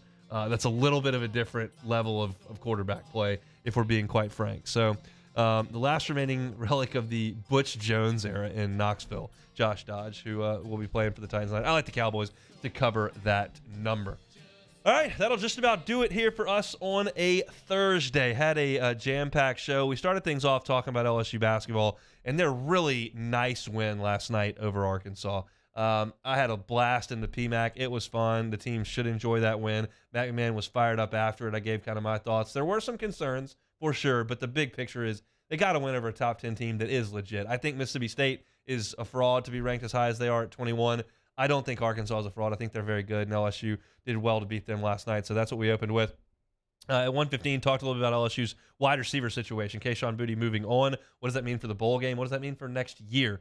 Kind of talked through that. Luke Johnson with us talking Saints at 1:30 as he is each and every Thursday. At the end of the first hour, gave you my best win and worst loss on the board. Then gave you some thoughts on Kentucky as they're leaking a little bit of oil up there in Lexington from a basketball perspective. Hour number 2. Hey, this is a novel concept. We talked about Purdue football. And we do play them in a couple of days in a bowl game. So we take a look at this Purdue offense and what I think they may look like, missing a lot of pieces as well as their coaching staff. I gave you that at 2 o'clock. Some Arkansas and Ole Miss bowl game thoughts at 2:15. And then went to some SEC basketball at 2:30 before Take It or Leave It. If you missed any of the show, you can always catch it on demand. 1045ESPN.com's on-demand page. Just hit the on-demand tab. You can find my name right there. You can go to Apple Podcasts. You can go to Spotify. You can go to YouTube. Any of those places where you consume your audio and video, you can find The Hunt Palmer Show. Always appreciate it if you like, subscribe, rate, review. Those of you in the Bayou Ford chat, I see you. Please throw us a like on the way out if you would. That always helps us very, very much. And I'm looking forward to tomorrow's show. We're going to dive deep into LSU and Purdue, get you ready for the college football playoff. Big sports weekend over the New Year's Eve, and we'll be covering all of it as we are each and every day from 1 to 3. Matt is out this week, so you're going to have Musso here for the next 3 hours from 3 to 6 on After Further Review, and Jimmy Ott's Game Time from Jolie Pearl coming up from 6 to 8. Have a wonderful Thursday evening, and we'll be back tomorrow. Same time, same place, 1 to 3 on 104.5 ESPN, Baton Rouge.